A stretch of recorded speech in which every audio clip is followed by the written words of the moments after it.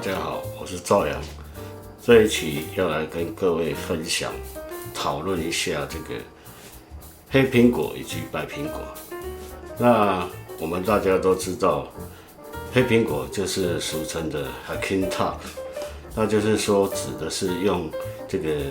普通 Windows PC 的零件来安装这个 Mac OS 系统，苹果的作业系统。那为什么要这样做呢？那是因为之前这个 Mac 的那个硬体的零件也是 Intel 是属于 X86 的这个系列的，所以它的系统也可以安装在这个普通的 Windows PC 上面，或者是这个笔电上面。那至于这样做有什么好处？那在以大概7、8年前来讲，或者10年前来讲，开始在网络上有出现这个所谓黑苹果，那大部分的人都是因为这个想要这个 Mac， 听说这个苹果的作业系统比较稳定，Mac OS 系统比较稳定，那来试看看。那它唯一的好处是说，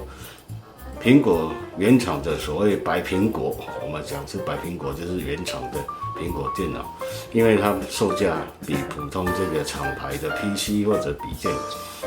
贵了很多。那用这种方法来达到节省金钱，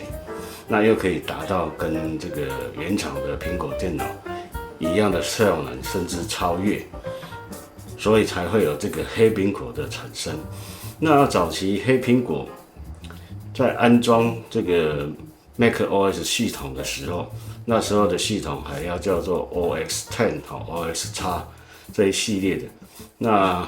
比较挑硬体什么叫挑硬体？就是说你可能要用好一点的电源供应器，那主机板不是用技嘉的，就是用华硕的等等。那记忆体也会挑那记忆体也会挑，而不是说用当时的这个比较好的、速度比较快等级的记忆体，那就可以安装也不尽然是这样，因为 Mac OS 系统它自己指定的硬体的那种型号，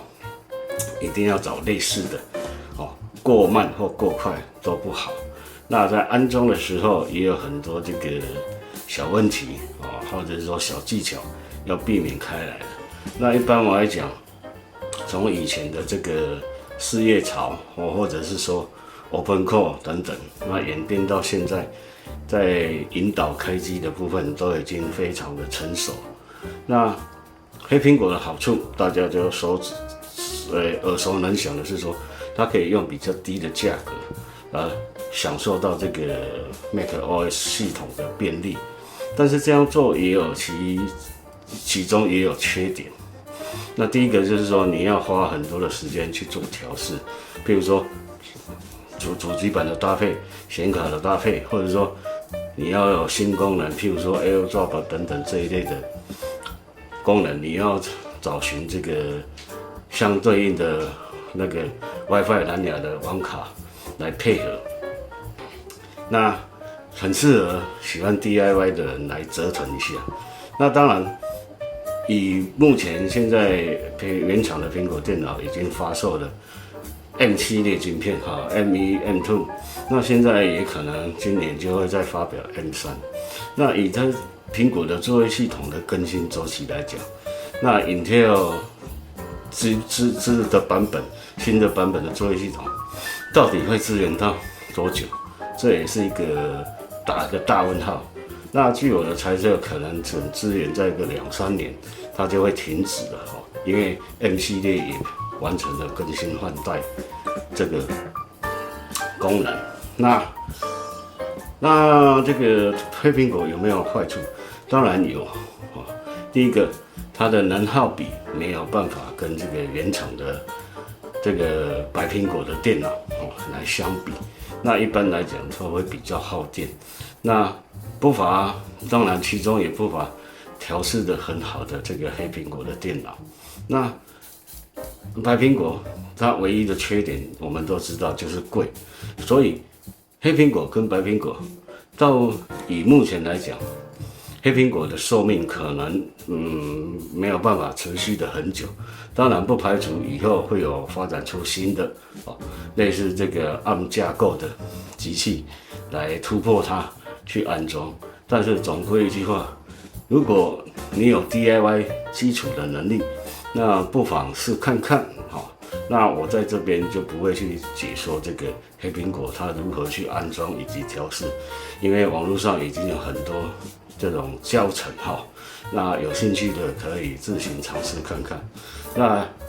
白苹果，也就是说原厂的电脑，那省时、省心、省力那加上又有售后的服务等等，保固期那你自己组装的 PC 电脑去组装黑苹果，那损坏了，当然零件也是有保固了，但是你一切可能你最好建议是要有 DIY 的能力来去折腾它会比较好。好，那今天至于这个值不值得大家去尝试那你就自行去比较看看。那而且再加上这个近年来这个网卡的部分被这个挖矿炒作的太夸张了现今来讲，组一台黑苹果也不见得比较便宜以我的观点看是这样。好，今天就说到这边，以上给各位建议希望各位可以得到有用的资讯，记得订阅拜拜。